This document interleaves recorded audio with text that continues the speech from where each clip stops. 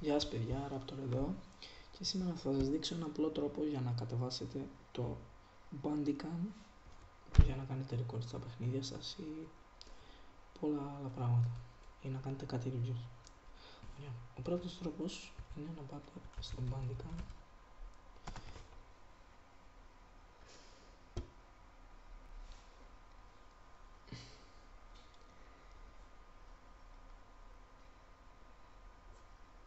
Το site bandicam.com που εδώ μπορείτε να το κατεβάσετε ή να το αγοράσετε. Έχει διάφορους τρόπους, είναι και PayPal και Visa, ή ο δεύτερος τρόπος, να ξαναπάτε εδώ στο επόμενο site που θα σας δείξω,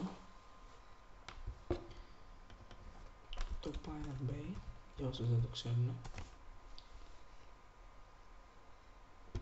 Να ξέρετε ότι αυτά που λέει για crack ότι είναι χακαρισμένο και δεν χρειάζεται να πληρώσεις, είναι ψέματα. Και γράφουμε Bandicam, το έχουμε εδώ πέρα.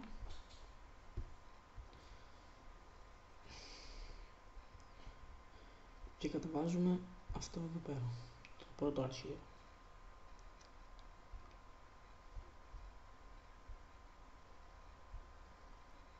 Για όσους έχουν torrent, πατάμε εδώ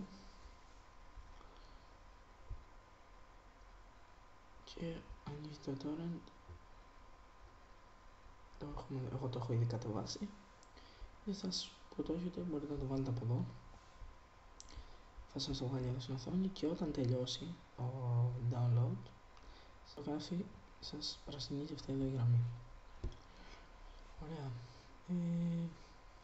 Κάτι άλλο για όσους δεν έχουν μικρόφωνο, μπορείτε κάλλιστα όσοι έχετε κι εσείς μια κάμερα του PlayStation Move, για όσοι έχετε PlayStation 3 μπορείτε να τα χρησιμοποιήσετε το μικρόφωνο. Νομίζω ότι μπορούμε να την κάνουμε και για το PlayStation σαν μικρόφωνο, σε ένα teamwork που θέλετε. Αυτά ήταν παιδιά. Για όσους θέλουν κάνουν subscribe στο κανάλι μας Raptor Gaming. Σας δείξω και το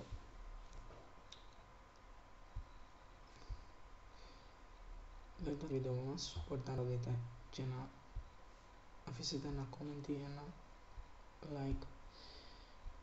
Το κανάλι μας είναι αυτό εδώ πέρα. Δεν έχω ετοιμάσει ακόμα εξώφυλλο, το έχω στείλει σε ένα φίλο μου. Αυτό είναι το κανάλι μας. Εδώ είναι το URL. Θα το βάλω και στο description από κάτω για να το δείτε. Γενικά έχουμε ξεκινήσει τώρα και τη σελίδα μας στο Facebook όσοι θέλουν να δουν.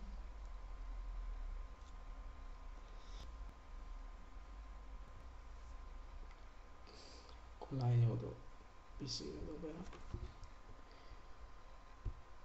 Το προσωπικό μου account είναι αυτό, όσοι θέλουν να το βρούνε και να μην κάνουν ad.